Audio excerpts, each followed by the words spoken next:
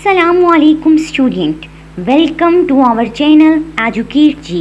Statistics and probability का quiz 3 आ गया है जो लेक्चर 25 to 30 तक है, मतलब 25, 26, 27, 28, 29 और 30 लेक्चर्स में से ये क्विज आएगा। अभी हम इन 6 लेक्चर्स का रिव्यू करेंगे और शॉर्टली इनके कॉन्सेप्ट को देखेंगे। उम्मीद है इस वीडियो से आपको क्विज सॉल्व करने में हेल्प मिलेगी। कॉन्टिन्यूस प्रोबेबिलिटी डिस्ट्रीब्यूशन में मीन मतलब सेंट्रल टेंडेंसी को इस फॉर्मूला से फाइंड करते हैं। इसे एक्सपेक्टेड वैल्यू भी कहते हैं। Expected value of x equal to integral minus infinity to infinity x f of x d x. Small f of x को प्रोबेबिलिटी डेंसिटी फंक्शन भी कहते हैं, जबकि कैपिटल एफ ऑफ एक्स को डिस्ट्रीब्यूशन फंक्शन कहते हैं। PDF मतलब probability density function. Small f of x और distribution function capital F of x के दरमियान रिलेशन ये है। Small f of x PDF is equal to capital D of X का डेरिवेटिव। जैसे मिसाल के तौर पर एफ ऑफ एक्स है 2x² डिवाइड बाई 5, तो इसका डेरिवेटिव लेंगे, वो इक्वल आ जाएगा स्मॉल एफ ऑफ एक्स के। अगर हमारे पास दो कांस्टेंट वैल्यूज़ हों a और b, फिर expected value ax plus b equal to a expected value of x plus b। यहाँ पर अगर b 0 पुट कर देंगे तो expected value of ax equal to आ जाएगा a एक्सपेक्टेड वैल्यू x। ये capital X random continuous variable है।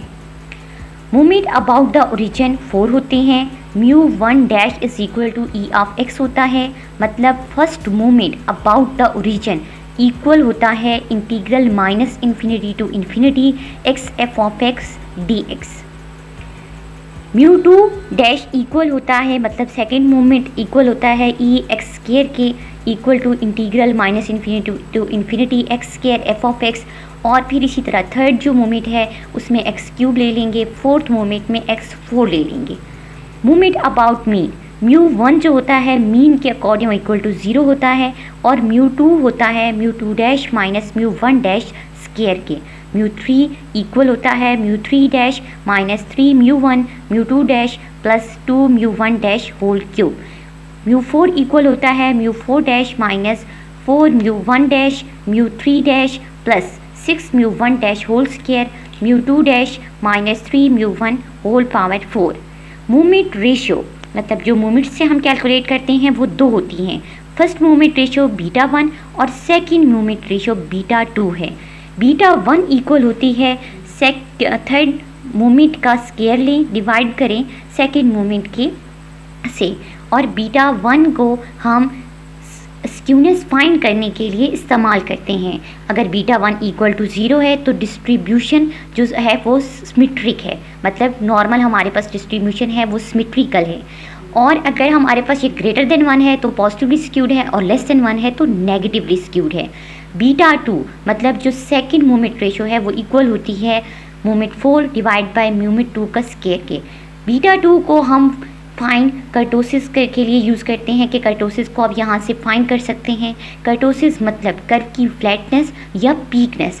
अगर β2 इक्वल टू 3 है तो नॉर्मल डिस्ट्रीब्यूशन है, मतलब मीज़ोकर्टिक हमारे पास कर्व है जिसे हम मीज़ोकर्टिक कहते हैं। और अगर β2 ग्रेटर देन 3 है तो फिर लेप्टोकर्टिक है, और लेस देन अगर 3 है तो फिर हमारे पास डिस्ट्रीब्यूशन प्लैटिकर्टिक है, मतलब फ्लैट कर्व है।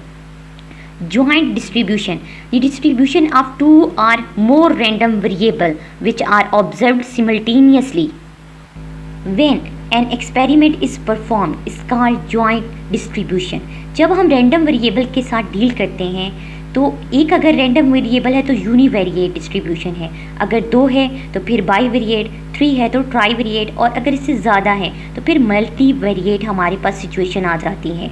अब डिस्क्रीट वेरिएबल की सबसे पहले हम बाईवेरिएट प्रोबेबिलिटी फंक्शन को देखते हैं। Let capital X and capital Y be 2 discrete random variables is defined as the sample space capital X taking the values x1, x2 and so on xm, and y taking the values y1, y2 and so on yn। then the probability that x takes on the value x1 and at the same time y takes on the value denoted by f of xi yj or pij, या फिर हम इसे joint probability function या simply joint distribution of X and Y बोल देंगे। इसकी दो properties हैं। जो हमारे पास ये प्रोबेबिलिटी होती है p x of i Y j, ये ग्रेटर देन ज़ीरो होती हैं और इन तमाम प्रोबेबिलिटीज़ का सम इक्वल टू 1 होता है। मार्जिनल प्रोबेबिलिटी फंक्शन, जब हम जॉइंट प्रोबेबिलिटी की बात करते हैं तो इसमें दो रैंडम वेरिएबल आते हैं। अगर हमें इंडिविजुअली इस फंक्शन को देखें तो ये जब इंडिविजुअली हम इनको यूज़ करेंगे तो ये मार्जिनल प्रोबेबिलिटी फंक्शन कहलाएंगे। Let p x y be the joint probability function of two discrete random variable x and y, then the marginal probability और individual probability function of x is g of x I equal to summation j is equal to 1 to n p f of x I Y j और so on student, ये हमारे पास आ जाएगा। इसी तरह y का आएगा जो h ऑफ वाई जे आएगा। ये कॉलम्स को ऐड करने के लिए है जबकि x रोज को ऐड करने के लिए है। Conditional probability function, let x and y be two discrete random variable is with joint probability function f of x y, then conditional probability for x f of x i divide by y j is equal to f of x I Y J divide by h of y r j. H of Y j जो है वो marginal probability है और ये हमेशा greater than zero होगी। Conditional probability function for Y F of Y J divide by Y X I equal to F of x I Y J divide by G of x I. G of x I greater than 1 होगा और ये भी हमारे पास marginal probability है। दो discrete variable X और Y independent होंगे अगर जॉइंट प्रोबेबिलिटी मतलब टू मार्जिनल प्रोबेबिलिटी के प्रोडक्ट के इक्वल आ जाए, मतलब कि F of x Y equal आ जाए G of X multiply H of x के। Continuous bivariate distribution, the bivariate probability density function of continuous random variable x and Y is an integral function. कि जब हम continuous की बात करते हैं तो वहाँ पे हम समीशन की जगह इंटीग्रल यूज़ करते हैं, जिसकी दो प्रॉपर्टीज़ हैं F of x Y greater than and equal to 0। Second, इनकी तमाम प्रोबेबिलिटीज़ का जो इंटीग्रल होगा माइनस इन्फिनिटी टू इन्फिनिटी वो इक्वल टू 1 होगा। थर्ड, अगर A less than and equal to X है और X less than and equal to B है और फिर C less than and equal to Y है, Y less than and equal to D है, तो फिर हमारे पास ये वाली कंडीशन अप्लाई होगी।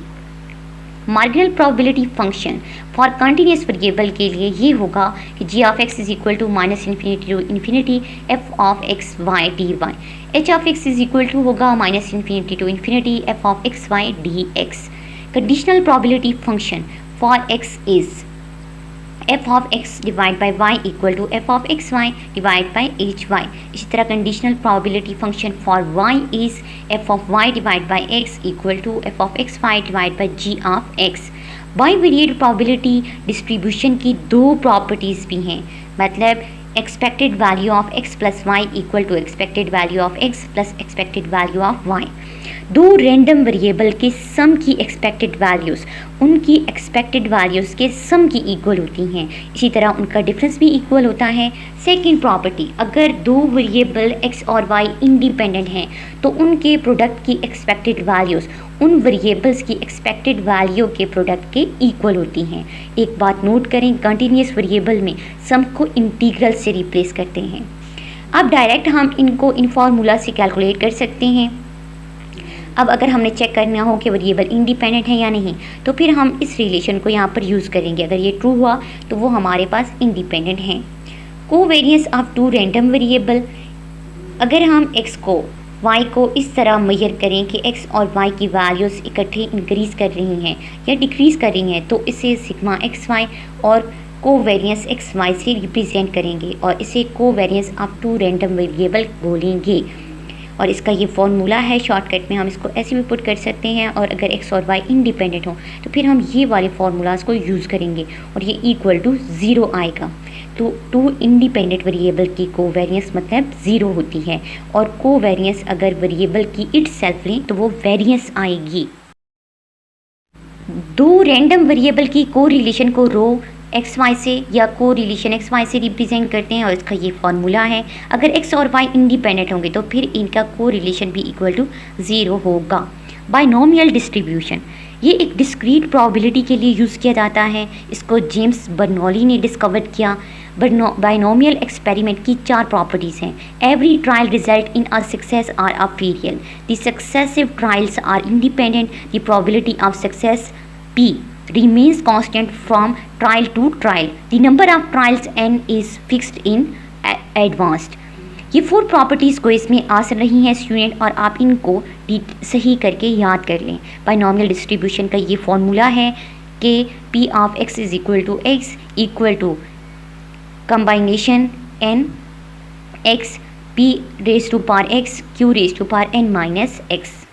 n equal to the total number of trials हैं, p प्रोबेबिलिटी ऑफ सक्सेस है हर ट्रायल में, q जो है वो फेलियर को रिप्रेजेंट करता है और x number of success in n trial को रिप्रेजेंट करता है। Hyper geometric probability distribution, there are many experiments in which the condition of independence is violated and the probability of success does not remain constant for all trial. Such experiment is called hypergeometric experiment. इसकी भी 4 properties हैं। The outcome of each trial may be classified into one of the 2 categories, मतलब success और failure में, और जो probability success होगी वो चेंज होती है जबकि पिछले में कांस्टेंट थी। The successive trial are not independent, ये डिपेंडेंट नहीं होती, इंडिपेंडेंट नहीं होती, सॉरी स्टूडेंट, डिपेंडेंट होती हैं। The experiment is repeated a fix number of times. X को हाइपर ज्योमेट्रिक रैंडम वेरिएबल और इसकी प्रोबेबिलिटी डिस्ट्रीब्यूशन को हाइपर ज्योमेट्रिक डिस्ट्रीब्यूशन भी कहते हैं। ये इसका फॉर्मूला है। यहाँ पे एन जो है वो number of units in the population है, small N number of units in the sample है, capital K number of success in the population है। हाइपर ज्योमेट्रिक प्रोबेबिलिटी की भी 3 पैरामीटर्स हैं कि एन, कैपिटल एन, एन और के।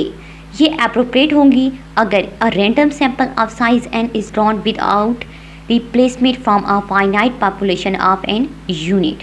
की यूनिट्स एक काइंड के सक्सेस और N minus K as a failure में क्लासीफाई होंगे। हाइपर ज्योमेट्रिक डिस्ट्रीब्यूशन की ये 2 प्रॉपर्टीज़ हैं, ये भी आपने याद रखनी है। अगर एन बहुत बड़ा हो तो फिर हम बाइनोमियल डिस्ट्रीब्यूशन यूज़ करेंगे। तो आप इस पॉइंट को नोट करें कि when small N is greater than 5% of capital N then hypergeometric formula should be use, otherwise हम इसमें बाइनोमियल डिस्ट्रीब्यूशन को यूज़ करेंगे।